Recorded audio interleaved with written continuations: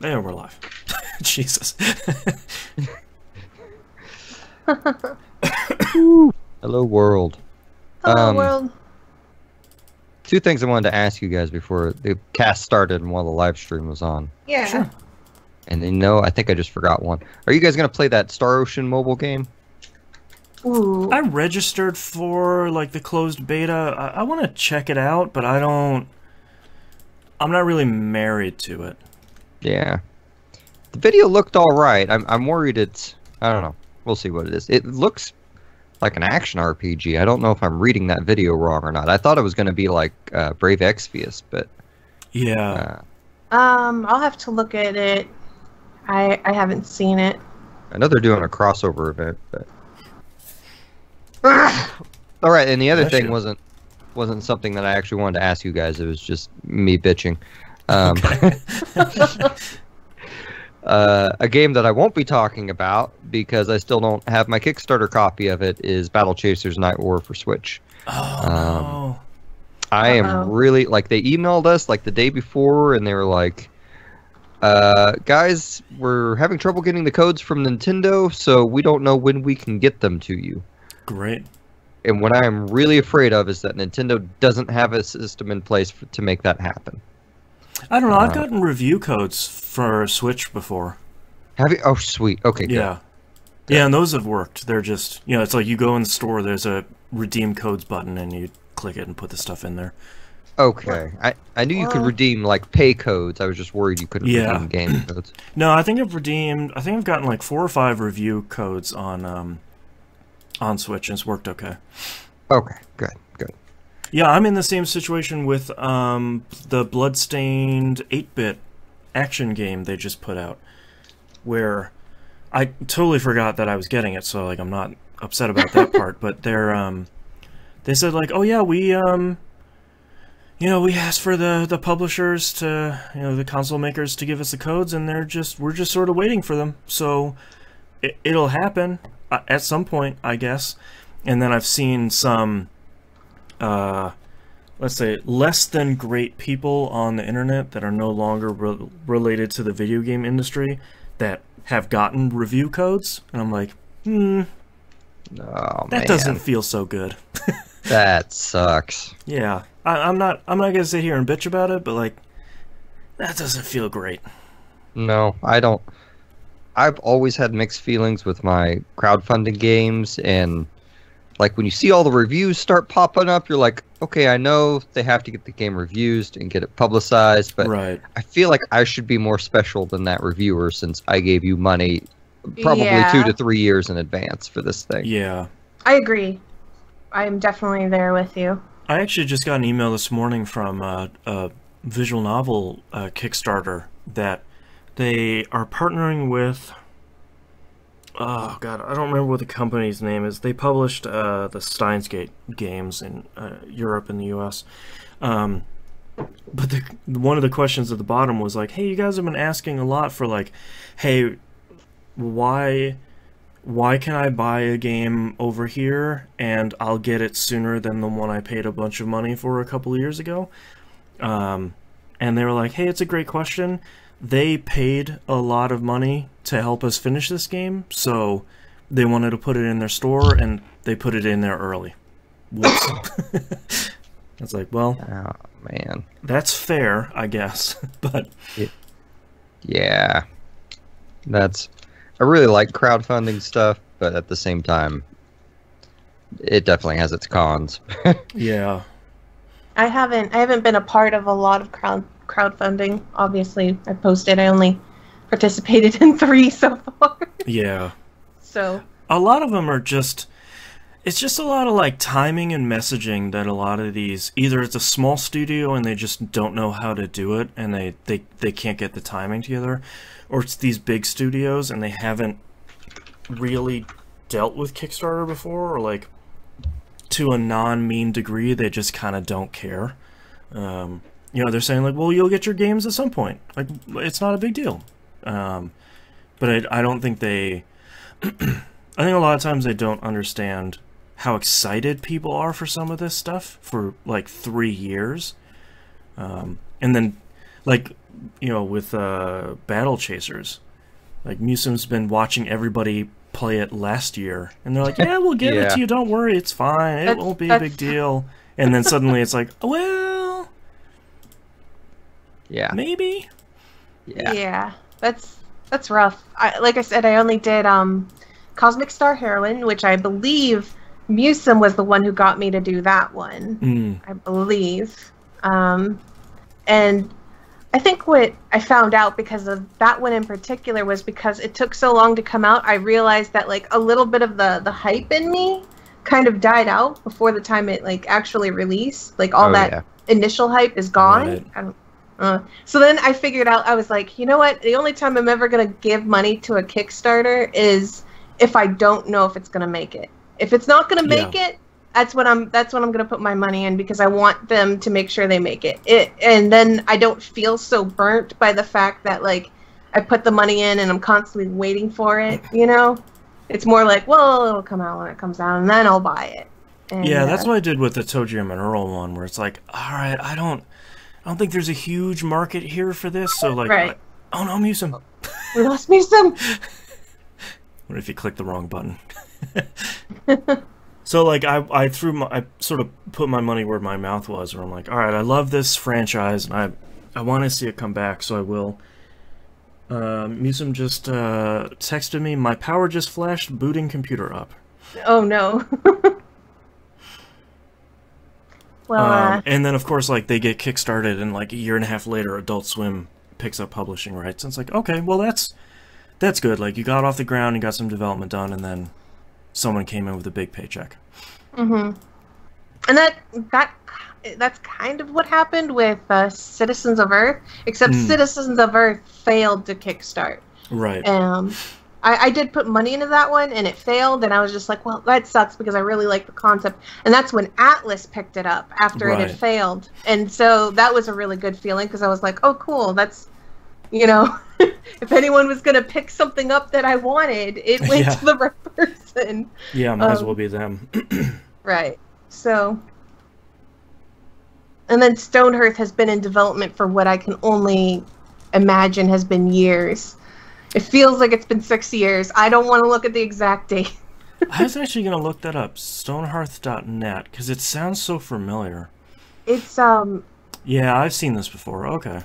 It's one of these, like, building town simulation things. Voxels and... Voxels. The reason why it interested me was because it was going to have multiplayer in it, and, like, the little NPCs are autonomous, you know? They do their own jobs or whatever, and they get specific jobs like a hunter or a baker or, you know, blacksmith, and then you level each one of them up, and each one has their own specialty, and then you have to fight off against monsters, and you can kind of design the little houses and furniture and stuff. That's cool. And I thought it was a really cool idea. It's just, it's been taking forever. Yeah. But I don't regret putting money into that one, because I've been able to play all the, like, the builds. Yeah, it looks like they have a bunch of alphas out. And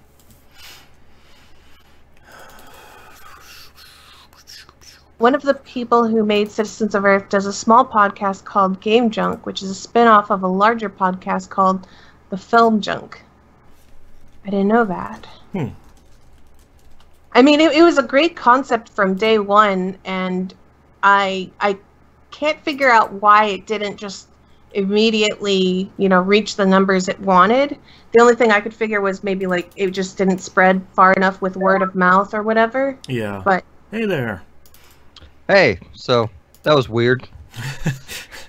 I feel like that's a bad sign. Like, yeah. Like my condensing unit or something is now overheated and drawing too much power, and Right. I don't know. it's too If it hot. does it again, we may question my participation in this cast. But Right. Well, we're gonna have a short one, aren't we? So, I'm hoping, Yeah. yeah. because my computer does want fans on it, and I have turned off every fan in this room. Yeah. Heat is rising. how do you want me to handle the audio? Do you want me to just start a new one and do like a clap sound? Or do you wanna do backup? let's actually all three of us. Let's just start a new recording. Got it. All right. That'll be the easiest, and we haven't started, so there's nothing really to worry about. All right. All right. Let me know when you guys are ready. All right. I am ready. All right. Let's get started. Oh, let's start recording in 3, 2, 1. Record. All right. Check. Testing. Hello. Yep. All right. All right. Okay. Well, you guys ready to kick this thing off so we can get back to our respective cool zones? Yes. Yep. All right. Let's get started in 3, 2, 1.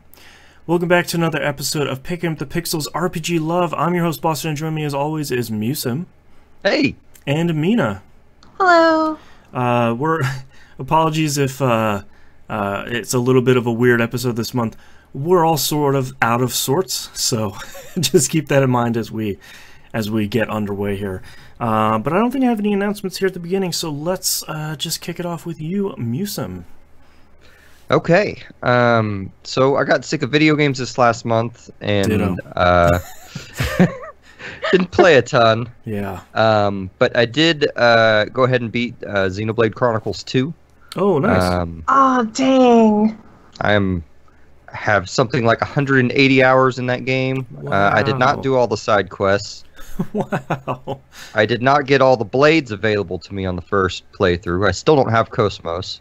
Oh, that sucks. I've literally opened hundreds of those cores, like hundreds. So I've talked to a lot of people who are flabbergasted that my first one was Cosmos. Even like, because I know you get the one that's default, whatever it is, that you can never get rid of, the first random one. But my first core that I opened after that was Cosmos, and everyone I've ever talked to has just been stunned that was the case. You are incredibly lucky. Like, I don't necessarily recommend the Xenoblade Chronicles 1 or 2 Reddits, because they're probably about, we'll be generous, we'll say 30% porn. Right. But a good chunk of the Xenoblade Chronicles 2-1 is people, posting memes about not getting Cosmos. Oh, working in the salt mines. Yeah. Because, the data miner, found out that there's literally a 0.1% chance to get her. Right. Yep. So, but... I like the... I like the ending to that game. I like a lot of the things that happen in it. I think they probably could have edited some of it out. Like they have one kind of sequence I didn't necessarily think was necessary, but I obviously don't want to spoil anything for anyone, but I do have a issue with the game as a whole in that they have a lot of really good, I think, character development for all the bad guys the last dozen or so hours of the game. I say, let's say the last 25% of the story of the game. And I feel like the other 75% of the story would have been a lot better if they had brought some of that stuff out sooner. Even if the main characters didn't know, I think it would help. I don't think it's one of those, you're frustrated with the character for not knowing. I think it's more of it makes the villain way more interesting when you know more of their background. Right. I don't know if the main character Rex ever still grabbed me by the end, but I don't necessarily think he was bad. But anyway, I started New Game Plus, transferred everything over, and got all the rest of the DLC quests, and I think I got to Chapter 3 within 2 hours. Wow. Which is you just walk over everything, everything that was hard. You've already collected everything. You probably have extras of everything you needed, and all the enemies, all the bosses you kill in one hit. And when you start the game, you have Pyro already, so it's just funny. How that went down. Anyway, so I drew a few cores in the New Game Plus because you're supposed to be able to get some of Torna's blades and immediately got one within a couple pulls, which felt good because it had, like I said earlier, literally been hundreds of cores since I last got anything. So that felt nice. I got the core Malice is using at the beginning of the game. I don't remember his name. Sever, I think. But anyway, that's I still really like that game, but I feel like I'm at a good point where I can shelve it for a little bit and then come back to it later. Yeah. I don't disparage anyone who takes issue with the game for the how do I say this, with the female aesthetic of the game. Right. They definitely got a pervy side going into that, but I think gameplay wise and kind of world wise, they got a good thing. Even if they're, I mean, they really needed, like, I can't remember if I said it on here before, but their UI, basically their main 3 UI people quit, like, during the development of this game, which explains so much. Right. Because they didn't hire anyone to fix that. They just did it themselves. So,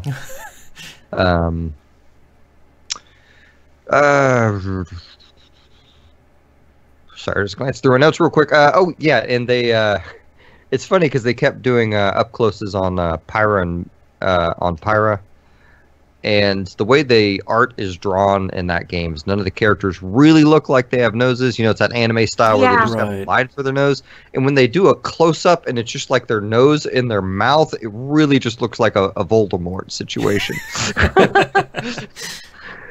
And they did that a bunch during the ending, and it creeped me out a little bit. But anywho, also pop back into Warframe. I've been playing so many phone games over the last month. I thought I really got to get myself back into PC and console games. Warframe seems like it should be the perfect thing since it's kind of a combination of, you know, it's got kind of the phone game freemium system in it, but it plays like a really good action game. Right. It's like some comfort food too. Like you don't have to learn a new system. Yeah. But unfortunately, like I got back in and it still looks really good. It still plays really good. But I just don't like all the stuff I need in that game. I don't want to do what I need to do to get it. Right. Like, I got all the parts for one of the frames of Auburn Prime, and I need 7,000 Oxium to get it. And Oxium grinding is one of the most annoying things to do in that game. I don't know if it's gotten better over the years, but like you used to have to get this very specific team composition and go to a very specific level. So like you'd have 2 Hydroids that were built to be Pilfer, which means like Hydroid's this weird pirate tentacle frame, and he has a special mod you can get from one of the clans that basically when he does his big tentacle attack on everything, which is basically summons 3 giant tentacles that attack in a certain area for X amount of time. Nice. It causes them to steal items from people, so you have to get that.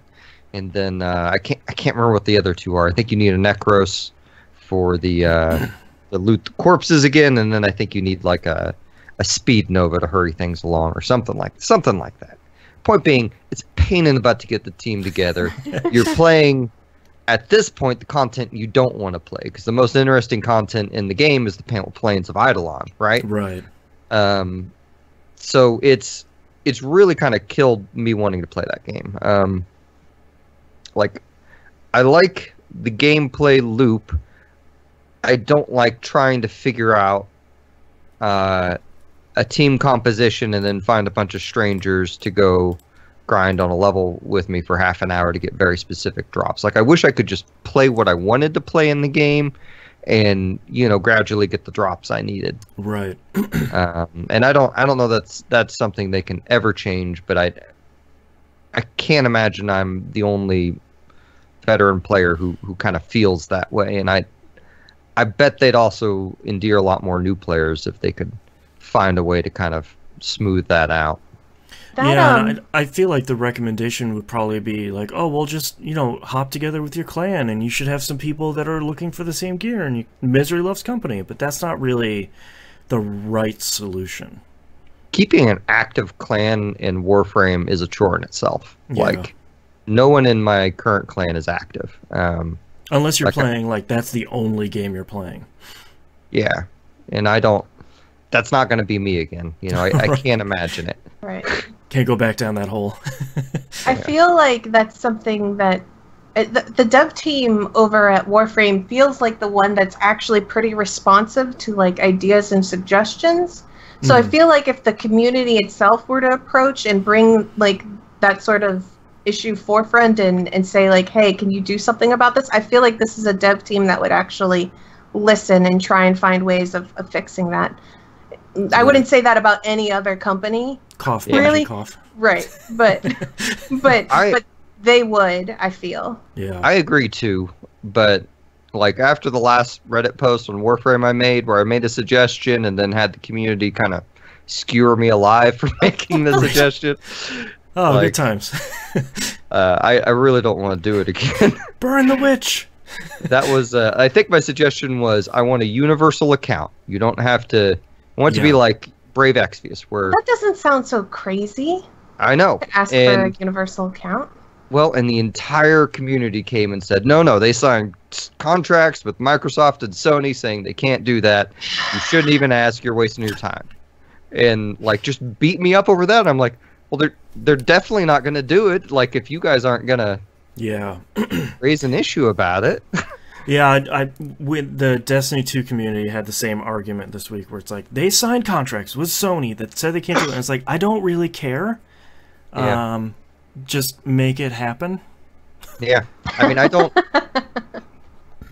I mean, they have digital transaction records. Like, they can easily tell, okay, you're not allowed to use this here, you're not allowed to use this here, or whatnot like that. It's not that hard. Yeah. Like, and right now, Sony and Microsoft have 0% chance of me spending money on their platforms on Warframe. And exactly. I typically have spent $100 to $150 on Warframe a year. Yeah. It has gone, we'll say average, because the first year I didn't spend any. The second year I probably spent $300, and then the third year I probably spent less than $100. And this year I don't think I've spent any, so probably averages out. But I don't. It's something that would I could play with Moonpier on Xbox One, but you know, I think the Dimp plays on PS4 still, but I will probably never actually be able to play with those guys because I just don't want to, you know, I want my stuff. Yeah. I don't want to start over and do all that grinding again. It takes so long. Anyway. Well, I mean, that's the same stuff that the Destiny 2 stuff is going through, because, I'd love to play with, Moonpier and his wife over on Xbox One for that, but I can't, because I'd have to start... I would be willing to invest in another copy of the game if I could carry over all my stuff, but I can't carry over any of my characters or gear. I have to start over completely fresh, and that's not... I don't have that much time. Yeah. I don't blame you. Yeah. So, what else have I been playing? Speaking of Moonpier and Xbox One, so I'm sorry, Mina. I bought Monster Hunter World for Xbox One. Okay. Moon got me a Xbox subscription. Thank you, Moon. Moon bought me Monster Hunter on PS4, and he can't even play with me, so I can't complain. Well, I got it, and I still haven't played with Moon yet. I kind of just, I think it was last week, I figured out that I could get the game for $30 if I had Best Buy price match and then use some certificates I had. So I'm nowhere in that game. I played through, I killed the first, I don't remember what it was, some lizard thing. They have to chase around a whole bunch. So I really haven't done a whole lot. I chose the insect glaive for a weapon, which after talking with some... I love that one. I'm glad you guys feel that way. Because that's my main. I don't play any other weapon besides that. Oh, that makes me feel better. That'd be the one I would go for. It looks so cool. I was talking to my friend Justin from the Tiltcast, and he's like, "Man, that's the hardest one. You should really try something easier to start with." I'm like, "But I can do acrobatics with this." Yeah, I'm like a ninja. I think it's only hard in the sense that there's so many things you got to do with. You got to upkeep your what is it called? The colors. I can't remember. You got to upkeep the colors for the most damage, and there's a lot of acrobatic stuff that you have to do with it, and just knowing that you got to optimize your bug and the weapon. It's not just like, oh, let's just upgrade the weapon. It's like, no, we gotta upgrade bugs too, and so there's like a lot of more stuff into it. But to me, I don't think it's all that much. I think if you have a good time with it, then that's the right weapon for you. Yeah, exactly. And that's the nice part about Monster Hunter World having so many different types of weapons. It's like, if you want to be your standard MMO tank, sword and board, like, get right in there, you can. Or if you want to flip around on a monster's back like a ninja, like, pick the insect glaive. It looked awesome. I landed on the lizard thing's back a couple times, and that was neat. Yep. I bet that never stops being cool. It never stops being cool ever. Yeah. And everyone thinks you're the greatest person ever when you do that too. They're like, yes. I always get like, they all go into their little menu and type the good job. Like, random people are just like jazzed when it happens. So like, that's you always me feel and my good bug. about it. Clocking in, clocking out. Nice. I haven't really figured out how to use the bug.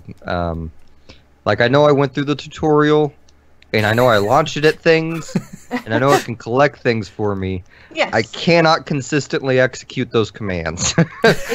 It takes a lot of practice, and I've been playing the insect glaive since it was first introduced. So different monsters have different spots on them where you can grab a different color, the red, white, and orangey yellow. It's one of those colors. And typically red is like probably the monster's most aggressive attacking spot. So like if a monster has like maybe like a horn on its face, or it attacks with its claws or its mouth or something like that, that's probably where you're going to get the red from.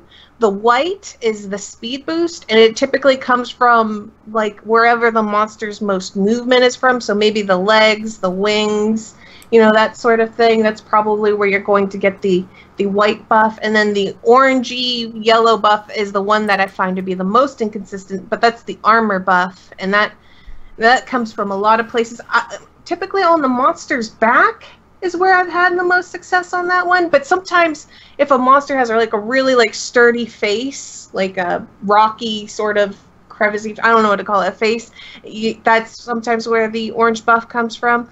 And if you happen to get all three buffs at the same time, your little bar will glow like crazy, and you'll be super buffed, and you do way crazier acrobatics when you're in that buff, and it does way more devastating damage. You run around faster, like everything's so much better when you have those three buffs up. There's a fourth color you can get, which is a green color, which heals you. Ooh. And that comes from random spots on the monster.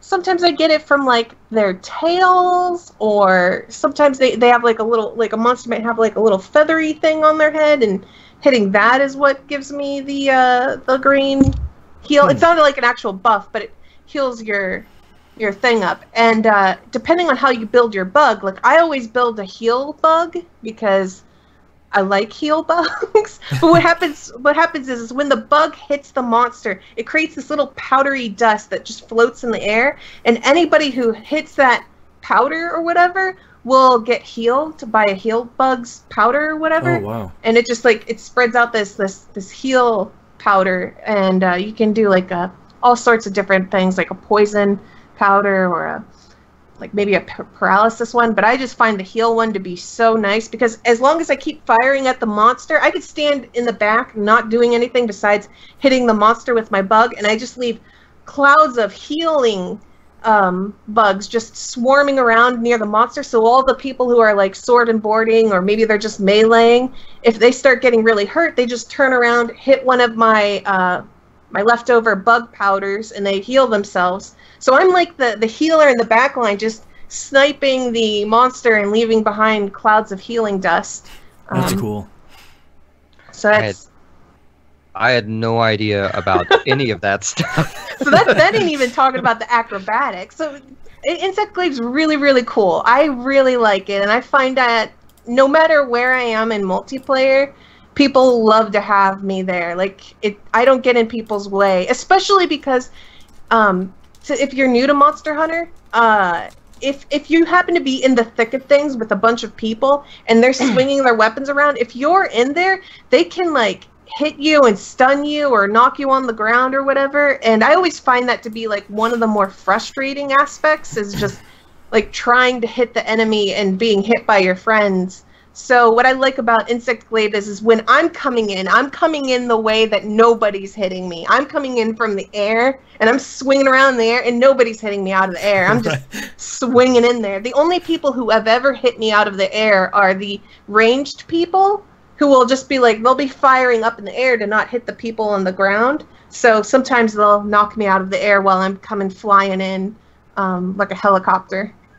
Because that's what we do. We twirl the little thing in the air like a helicopter, and we swing in there. Oh, I forgot the best part. So there is like a button that you press when you're in the air, that if you hit the enemy and you hit this button, you stay in the air. And as long as you have stamina, you can infinitely stay in the air, hitting the enemy. And I've kept an up time of like, I don't know, like 30, 45 seconds of just just bouncing from one side of the monster to the other, just swinging around up there.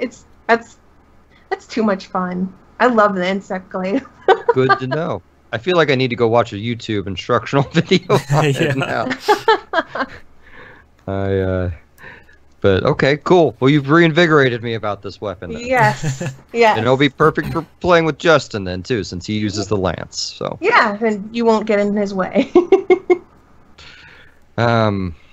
Let's see, and then other than that, I've been playing phone games. So I guess I'll start with Avengers Strike Force. They had the Cable and Deadpool event stuff going on. The Deadpool raids are just killing us. Yeah. There we go, Deadpool. I love Deadpool. We have not, like, we've gone through the raid 3 times. I don't think, have we ever gotten up to 60% rewards? I think we've always been 30%. So the interesting thing for people that are listening that aren't playing Marvel Strike Force is there are sort of normal raids that are always going on, and then there are special raids that are like for character unlocks and stuff like that. Normal raids, we are like 100%ing level 40 raids, and we are just killing it. And then you go on the special event and it says, oh, it's a level 40 raid, and you're like, great, we got this. Maybe you go 4 or 5 nodes and all of us are getting brick-walled. Yeah. It's like, oh, that's a... Okay, well, it's considerably harder. Not sure why they call it level 40, but sure. All right. Doesn't make a lot of sense. I don't... And, you know, it'd probably be a lot easier to deal with if they gave you more of that item that let you heal your guys. Yeah. But I never get that anywhere consistently, and it is... I usually only have enough to heal 1 or 2 guys, and on the Deadpool raid, like you send all your teams in. Like there was one node where, okay, my main team wiped out, my B team wiped out, like I have like 4 or 5 teams, and when I got to like team 4, I realized that this enemy team was equipped to heal itself, and I was actually making it harder by sending in my weaker guys since they couldn't take anyone out. It's I don't know. That's why I've been running raids with 2 healers all at the same time, because that has made it pretty easy until we get in those special raids, and it just not happening. Yeah, the regular raids I don't think are an issue at all. No. Like, it's great, but I don't know. I managed to get Cable, but I lucked out, I found out, because I haven't really, like on my store purchases in that game, I've just been buying shards or materials. I haven't been doing the orbs. And after I saw in chat, I can't remember who said it, but someone said, oh yeah, I'm using the free core currency we're getting to buy the gold orb. And so then I thought, you know what, I'm going to do that and buy the Cable orb, and got like 10 or 15 Cable shards on it, which was enough to push me over and get it. And I thought, oh, this will be great. We'll get Deadpool in no time. And every single Deadpool orb I have pulled has given me a grand total of 4 Deadpool shards. Yep. I'm sitting at 60 of 80, or is it out of 100? Out of 100. Yeah, so I'm not even not anywhere close. I guess I'm at 71 thanks to those 2 or 3 4 shard orbs. Right. Man. You must Yeah, have gotten low amounts from the Deadpool campaign thing then. Yeah, I did the whole thing, but I feel like I've missed a raid or two. Oh, I know, I'm having trouble keeping up on my mobile games lately, and Marvel Strike Forces, I like it because there's a lot to do in there, but sometimes when I fire it up and I look at all the daily quests, it's sort of like, oh boy, this is a lot of stuff to do. Oh no. And I don't. Oh. Yeah. Gotcha. Yeah. I don't know. I'm really into that game right now. Which to its I'm into that game to such an extent that it doesn't give me enough to do. Right. But it doesn't give me enough to do in that, the stamina currency, whatever it is, the little lightning bolts, like they run out and I'm like, well, what's next? Right. Nope.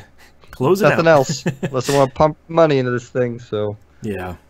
And then I've been playing Brave Exvius. I got back into it pretty hard for a couple weeks when Sephiroth came out and got Sephiroth, and then they did the Cloud banner again, and I got Cloud. Oh, nice. Feeling good. And then they stopped doing event things that had like the current banner. I have all the units on, so I haven't been even. Yeah, I pulled so hard on Sephiroth to get him that I don't really care about Cloud that much, so I didn't pull on that banner. But this banner came up, and it's sort of like, I'd like Mercenary Ramza because I like him as a character, but I'm not gonna pull this one at all. So. Oh, I thought like the half pulls were still the Cloud banner. They are. Oh, they are. Yeah. So, yeah. And that's why I haven't been pulling, because I have everything on the Cloud banner. I have two Afridas. I can't remember what her name is. Frida, yeah. Yeah, I have two of her already, so I don't need another. I managed to finally pull an Onion Knight. I saw that. Now it's and now I'm unfortunately gearing up two people at the same time, Sephiroth and Onion Knight, both of which it's incredibly important to get their Trustmaster reward. So that's been a hard choice. Mm-hmm. I've been trying to get I never remember his names. Orlando's recommended gear, and like I guess some of it is Desh's earrings or whatever. Yeah. Something like that. And that is, I don't, sometimes it seems like I can get a trust reward within like a week or two, like through the events. And this one is just taking forever. Yeah, that's been me with Sephiroth. Like I still had that 100% Moogle from finishing, chapter 1 of the story. Yeah. And I used that on Steiner to get his Excalibur 2 for Sephiroth. And after that, it's, well, I guess I gotta do the rest of them the hard way. Crap. There's another weird thing. So, okay, my Orlando, he has an Excalibur. Mm-hmm. And then I got the other recommended sword for him. I can't remember what it's called. But this other sword I have that gives less bonus to attack, but also it gives a bonus to magic, for some reason increases Orlando's attack stat more than if I put something on him that increased just his attack stat. That makes sense for him. Is it the same type of weapon? Like, are we talking about, I don't know if Orlando has like a specialized Oh, that's a good point. Yeah, like if he's carrying two great swords. Yeah. It's got to be something like that. Well, even if like I got that second Excalibur from I think it was the raid boss. Yeah. And even if I put that on him, like it does less damage than if I had this plus 108 plus 90 sword or whatever it was. Right. Yeah, he must have one of those some special skill that he's got. He's like my last unit I'm holding out for. Like, I don't really need him in my team anymore. I unfortunately finally kicked out Lightning, sad to say. She still makes a good expedition unit, so... Yeah, and I think the thing that's that makes me feel a little bit more positive is at some point we'll get 7-star units. So I have all these great 5-star units to smush together. And I heard Lightning is okay as a 7-star, so she is okay. Yeah. If anyone has the unfortunate thing where they have like 4 lightnings. The benefit of having 4 lightnings is that they can smush her all into one STMR, and her STMR is like this super ridiculous high damage weapon. So, you know, I mean, it feels pretty bad to have 4 lightnings right now, but you'll feel amazing when you get to have the best weapon in the game. So I love the naming convention for this game too, where it's like, how can we get higher than a Trustmaster reward? How about a super Trustmaster reward? It's like, okay. I hate it, but I also really love it. Well, if it makes you feel any better right now, Boston, my Orlando has done me no favors in this current new rat whatever boss thing. Oh, the raid one? Yeah. Like, I got on the Reddit, and they're like, oh, yeah, he's so easy. You just use all these units you don't have. Yeah, I've been using a lot of people's Orlando because one of his skills chains really well with my Onion Knight and Sephiroth. Beyond that, it's sort of like, this boss is actually really pretty hard, guys. Did you both take him out, the rat thing? Yeah. Oh yeah. But I mean, it's a little unfair to ask me because I've got way too many good units. 15 years. I've accumulated way too much good stuff now that I don't think they could introduce anything that's a challenge anymore to me, unless they make it really unfair for anybody new. Yeah, my brother sent a screenshot of him fighting, I think it was that boss with his chaining team, and almost all of them are dual wielding, and he didn't get to the second set of attacks. The first set of attack did like 17.8 million damage, so he just killed it in one turn. I was like, oh man, okay. I also have the strongest finisher in the game, Aang or whatever his name is, the archer with the crazy LB. Yeah. If I chain it right and have him finish, it's just everything explodes. Man. So I don't. Ash has been my crutch. Not Ash. I mean, Ash is still great. She's on most of my teams. Yuna, that's her name. Yeah. 2 Final Fantasies off. Yuna's been kind of my crutch through a lot of things, just because her summoning, like not her using other people's summons, but hers using summoning powers to damage things is just pretty epic. Yeah. But even she can't get me through this rat boss. I need to actually read up and see what I need to do or what I can do with my current team, and I'm really not that motivated. Like, I spent so much time with that game, like the early part of the month, that I kind of don't mind having a week or two. I'm in the exact same spot where it's like, I'll get in, I'll do my daily pull, and I'll get my Fountain of Lapis reward, and that's about it. Yeah, that's what I've been doing. But anyway, that is all I've been playing. All right, Mina, what about you? Well, due to a lot of things happening in my life, I did not get to beating Ni no Kuni 2 like I said I would. Oh, and, right.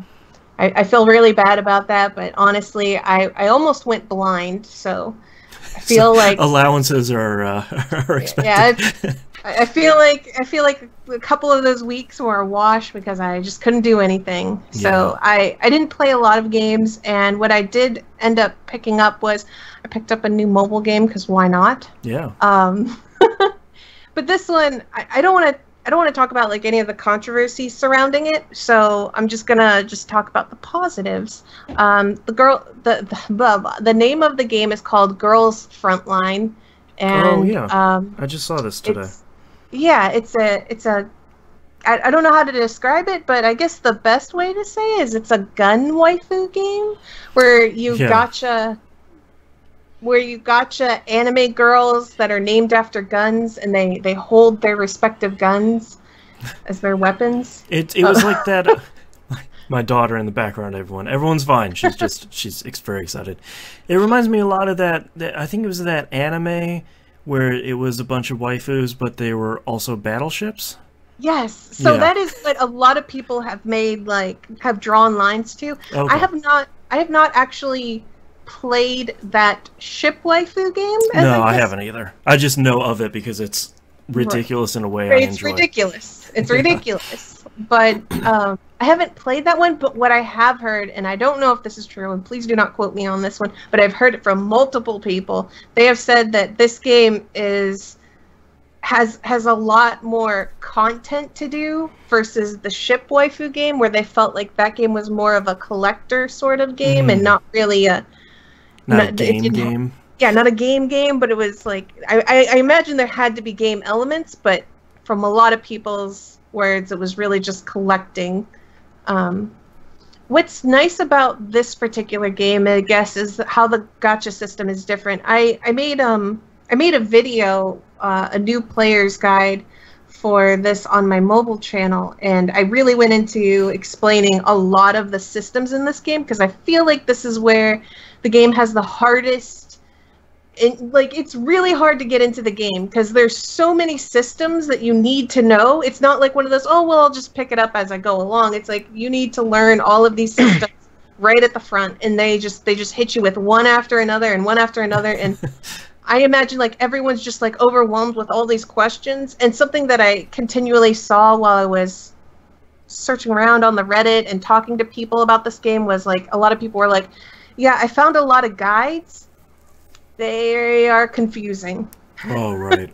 And because there's a lot of guides out there, tons of them, text-based guides. And so that's when I was like, you know what, I'm going to make a video, because while I've been sick, I've played this game a lot. Right. Because the game has a lot of good AFK features, so I didn't feel like I didn't have to actively be looking at the screen, so I was able to just like look at the game, boop, boop, boop, boop, boop, all right, close the game, and continue to close my eyes for like a couple of hours, open the game up, boop, boop, boop, boop, boop, close the game. And so it just worked out really good for somebody who couldn't look at the screen. Yeah. If you're looking for that guide, don't forget it's Mina's mobile channel called Mobile Mina. Yeah. So the guide is really long. And I made sure, because I tried to like break it down by like the important stuff first and the least important stuff at the end. And then after I made that entire video, I put timestamps in the pinned comment of the YouTube channel, so way, yeah, so that way if you watch the whole thing through, which is like about an hour long, and I realize that's crazy amounts of time to invest into a game, but like if you watch the whole thing through and you're like, there's no way I'm going to remember all of that, I made sure to put like common questions that you may have in the game, along with timestamps of where it's relevant to like get your answers in the comment section. Man. So people are able to just kind of like jump to where they're lost or confused, or maybe you read a text guide, but you're like, I don't understand what this text guide is talking about.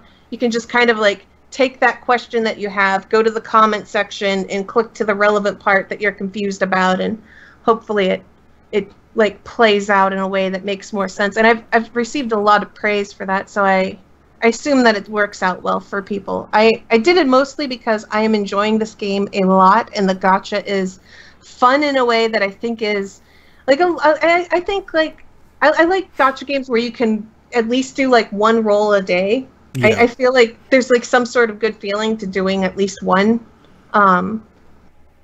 So in this game, the game heavily encourages you to do 4 rolls per day. And they give you all the resources to do that. So the gacha doesn't use like paid currency type stuff to do your rolls. You have to gather resources by being AFK in the game. And that's how you get the resource to do polls. So I'm sure the first question that everybody has is, okay, so what about the paid stuff? Like, what are, like, they have to be making money somehow. Explain to me how they're making money. So, like, the paid stuff expands, like, inventory, gives you, like, more teams to build. And so it's a lot of permanent stuff. And there's a second gacha in the game where you can roll for like costumes and furniture for your gun girls' houses or dorms or whatever. Oh, like the cosmetic stuff. It's cosmetic stuff, right? So that's where the money comes in, is cosmetics and expanding your inventories and stuff and teams or whatever. So the game does give you the paid currency by doing dailies and just logging in and stuff, and doing the share social media, whatever. So it's not like you'll never get that currency. You do get that currency, and I highly suggest anybody who wants to play this free just immediately spend those gems on only expanding your teams, because the more teams you have, the more AFKing you can do, and the more things you can go and gather and do stuff with teams just going out and gathering you resources, so you can do more gacha pulls, which is what you want. I already have I think I have 80% of all of the units in the game. Wow. And, Dang. yeah. So it's really nice. Yeah. And I really like the game, and it's a lot of fun. I think that there's some controversy going on right now with censorship on this game, and I am pretty indifferent to the whole controversy, because I understand why some of it has to be covered up, and some of it's just really weird to me. Like, I do not see the point of doing what they're doing with some of them. Right. And I mean, we're talking about imagine a girl that has a V-neck, Mm-hmm. and they're like, whoa, that's Too far. Too far. That V-neck needs to be, we need to bring that up to a t-shirt. Right. All right. There we go. Turtleneck on that lady. Sheesh. But that's the ones that I'm just kind of I don't think anybody on this planet would be offended by that V-neck. Right. Personally speaking, I'm not. And then there's the ones where you got the panty straps exposed and stuff like that, and I'm like, okay, on a specific character that looks a certain age, Right. and I'm like, okay, I can understand you dragging her skirt down, okay, I'm not gonna be the one person who's gonna be like, why did they do that? No, I'm gonna, yeah, okay. And I think some of that stuff too, the impression I get from a lot of developers is it often seems like it depends greatly on the person that you get at Apple or Google that is reviewing your game, and one person might be like, hey, look, these V-necks are inappropriate, and another person is like, yeah, all that stuff is fine, whatever, that can go in the store. So I wonder if they're just really playing it safe and just making sure that no matter who looks at it, no one's going to find an issue. I guess that's, I would believe that in a way, but then I've seen, I don't want to make this crude, but there is a character that has a dress that goes from here all the way down to the belly button area that has exposure right there, and you can see a lot of stuff happening. That is not even a V-neck. That's Right. that's a lot. And Yeah. but they didn't cover that one up. And so I'm weird. I don't understand the one that was a tiny V-neck being brought up to t-shirts or that. So there's a lot of questionable I don't get it sort of things. Right. Is there an age thing? It's not an age thing, because the one that I'm talking about that has the huge V-neck thing actually looks older than the one with the tiny V-neck. Okay. And yeah, and one of them has clearly, I don't know. It's there's just a lot of questionable ones where I'm just kind of I don't understand that one. I don't Yeah, there's inconsistencies. It's and I think that's what's probably got a lot of people mad, is just the inconsistency there. I think if they tried to just cover up anything that looked okay, this thing looks like she's 14. Right. We're gonna cover Put a it up. sweater on her.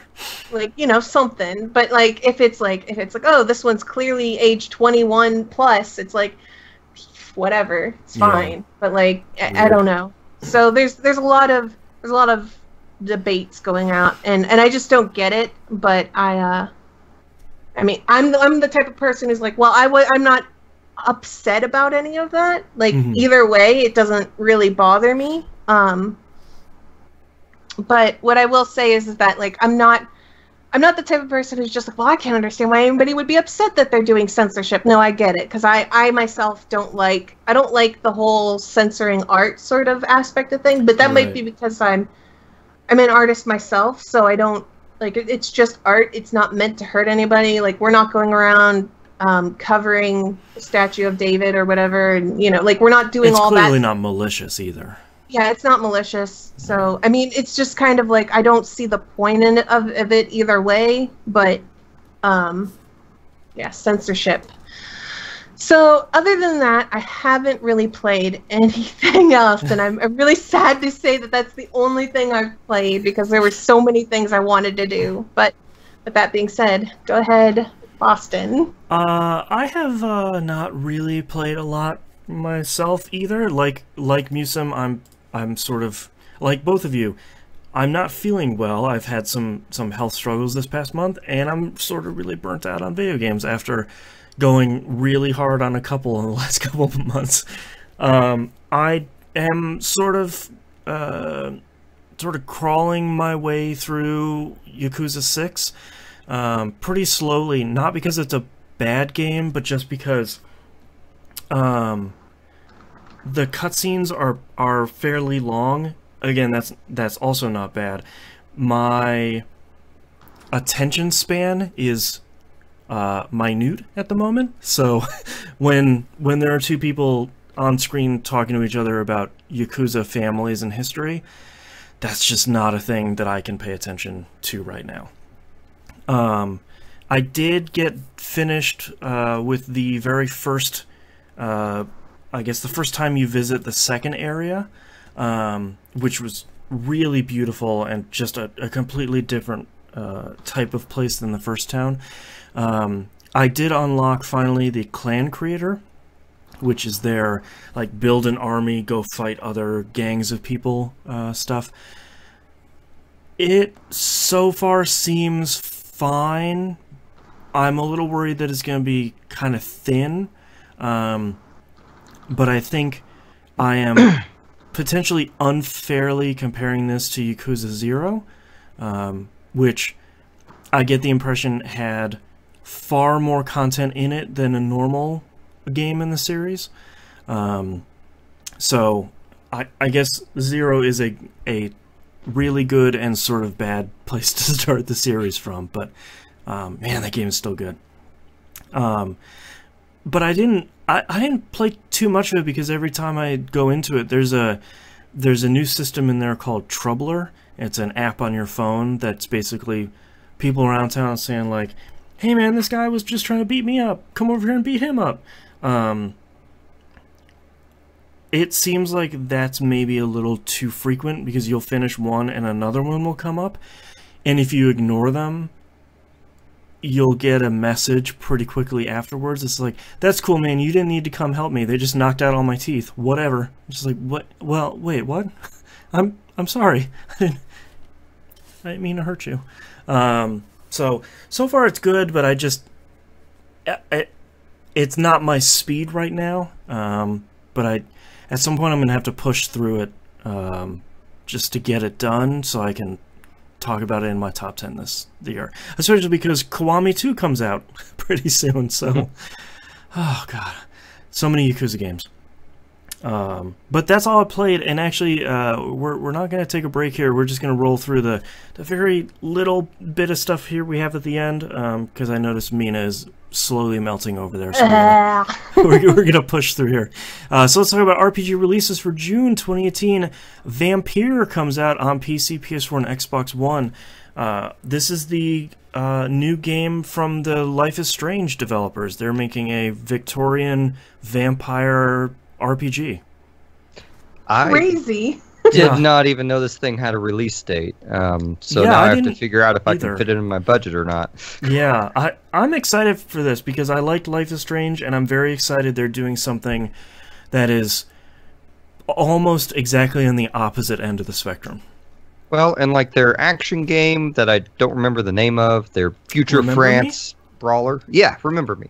Like, the story in that game wasn't great by any means, but it looked good, it played good, and the sound design was awesome. So I'm excited to see this company keep trying new, like, keep making if nothing else, it will probably be a unique experience like all their games have. Yeah. The Banner Saga 2 comes out on the Switch. Over time, the whole trilogy is going to come out on Switch, which is probably a pretty good place to play that. Yeah.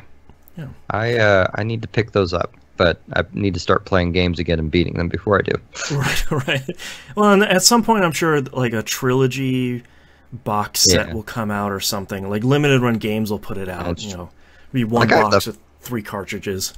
It'll feel a little silly buying it for Switch for me, just because I own it on PC and PS4. But Switch really is where I want to play everything right now. So especially like a turn-based game, you sort of want to lay on the couch a little bit. Yeah. Chill out. And last but not least, Ys 8 Lacrimosa of Dana is coming out on the Switch now that they have fixed the translation so far as I can tell. Seems like nobody really has a problem with it after it's been resolved, so. That one is on my radar, and I'm getting it. Yeah. Cool. And let's move over to news stories. Bethesda has formally announced the next Fallout game, Fallout 76. It is named after Vault 76, which is going to be probably like most of the games, the start of the game itself.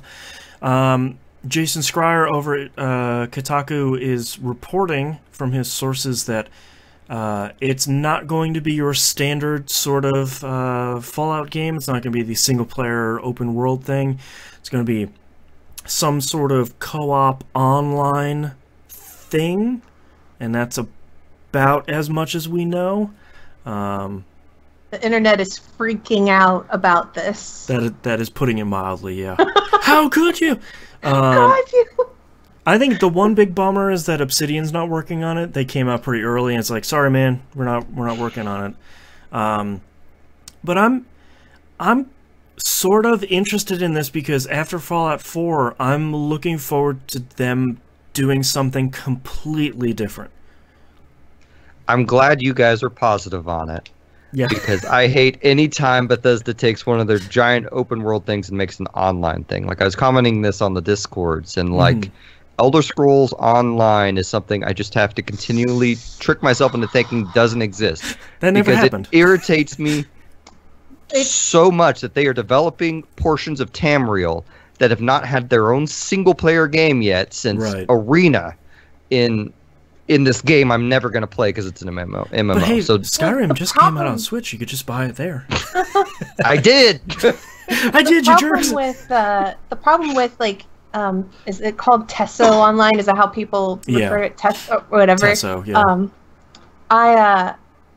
When I played it, it just felt like it didn't need to be called Elder Scrolls Online. It could have been it could have been named anything. It didn't feel like an Elder Scrolls at all when I played it. It just felt like generic MMO fantasy world being played. And I think that's really sad because I think that while I've only really played Skyrim a lot, what I feel like the biggest thing that Elder Scrolls has going for it is like that deep lore that like people can explore and immerse themselves in. And when it feels just like a watered down fantasy world, that really kills that sort of the positives of Elder Scrolls. So I just don't want them to do that with Fallout, because I think that's part of the best parts of Fallout is the lore behind it. I think they said isn't Vault 76 the first vault that ever opened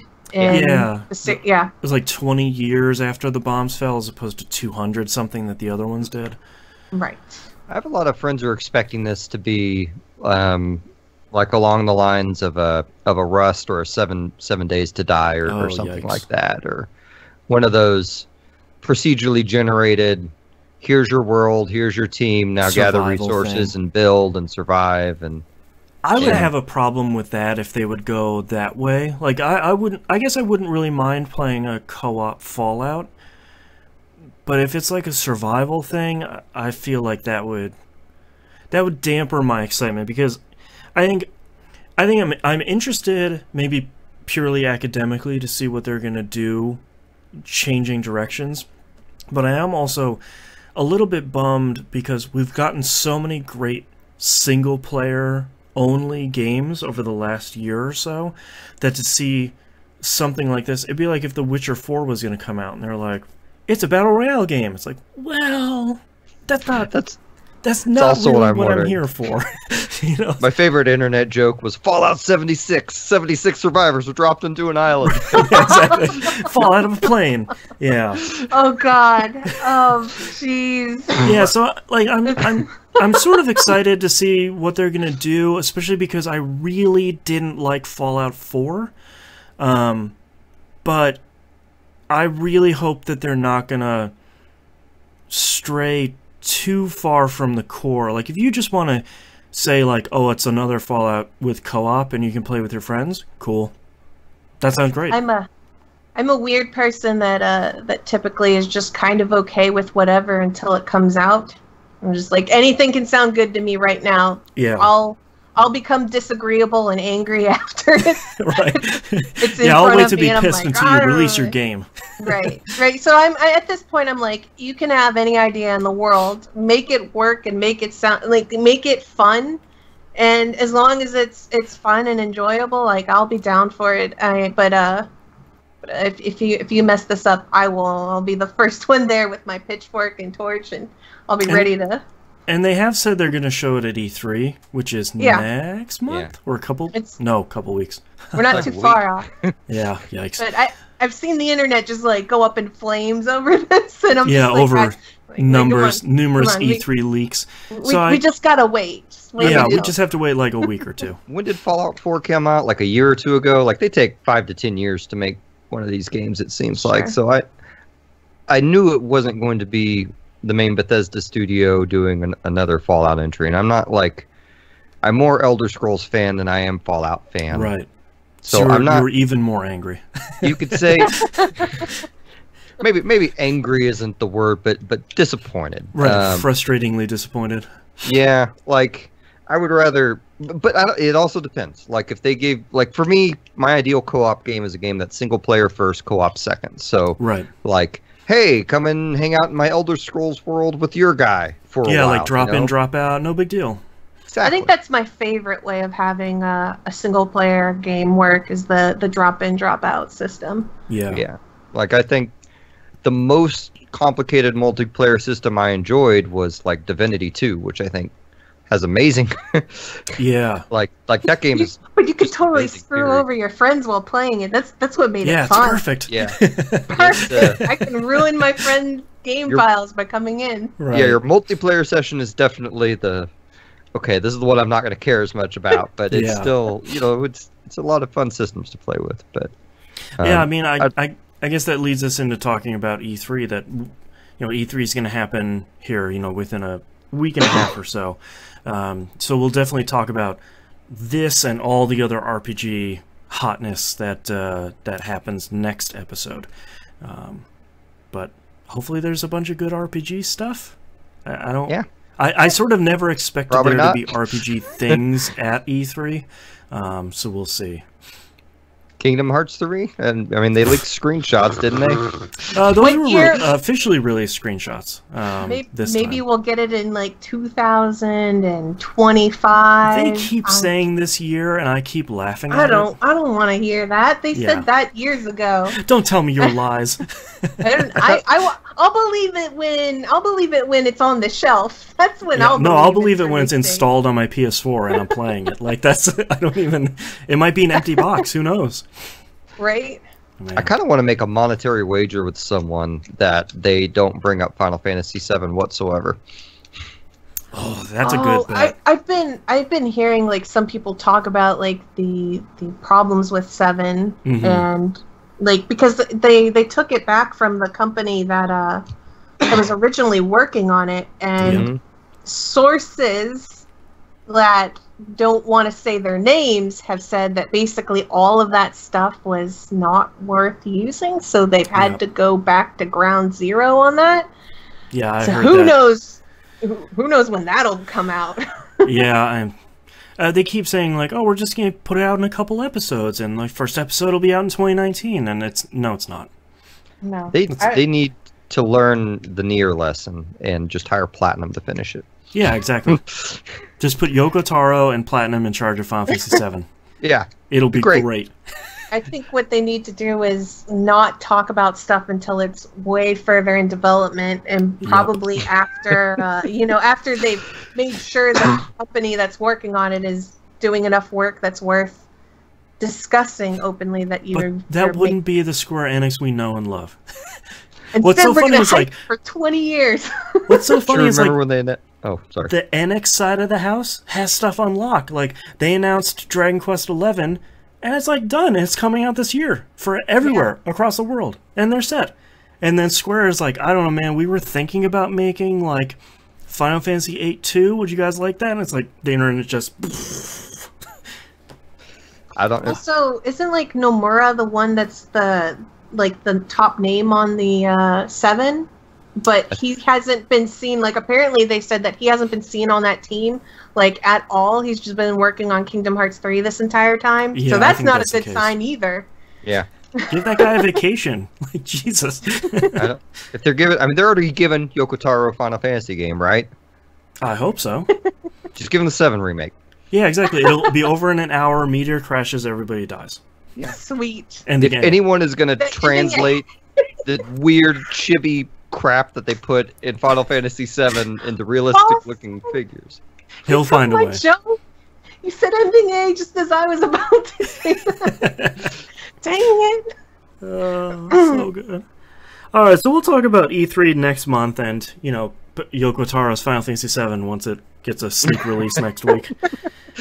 But our last news story here, real quick, Yakuza 3, 4, and 5, the 3 PS3 Yakuza games that are mainline, not counting the other ones, are getting PS4 remasters. They're not going through a full remake, they're just bringing them up to 1080p 60 frames, which basically that's all you really need, because they weren't on PS2. They have not been announced for the West yet, but I'm gonna hope that they're coming out over here, because Yakuza is doing very well over here. Are they slapping them all into one game, or are they making each one individual? It seems like they're making each one individual, sort of by how they're talking, but I think they're going to be pretty cheap. Okay. Because they're not a full... Yakuza 3 comes out in August, and then fall, and then spring of 2019 for the other ones. So every couple of months, they're going to put out a giant remastered Yakuza game. So it'd be nice to have, all 7 games on one platform. It's nice to see Sega make a good decision for once. And give us what we want. So, but that's all of our news stories, and that's our episode for this week. We need to go before Mina just melts into a 104-degree puddle. Yeah. If you'd like to visit us, you can do so at pickingupthepixels.com. All the ways to contact us are on the right-hand side of the page, including the Discord server. Come hop over there, talk about E3, Marvel Strike Force, Brave Exvius, all the great games we're playing and we're talking about on the show. Musum, where can we find you? You can buy my music on Apple, iTunes, and listen to it on Spotify and musum.bandcamp.com, and check out my other podcast, thecarouselpodcast.com. And Mina, how about you? You can find me on Twitch or YouTube under Mina KO Rocket, or if you're interested in mobile games, I now have my mobile YouTube channel's unique link with Mobile Mina, so that's a lot easier to follow now. Yeah. And Boston? You can find all my shows at e1m1.com. Thank you all, everyone, for listening. Thank you, Musum and Mina, for joining me yet again. Pleasure as always. Thank you. And our adventures continue next month. Bye. Bye. All right, thank you very much, everyone. We had a ton of people joining this this month, so thank you so much. Check out TVGP tomorrow. Be live at about 1 p.m. PST, depending on how long Bonnie Moonpier goes. And we'll be back here same time next month for E3 stuff. So until then, bye.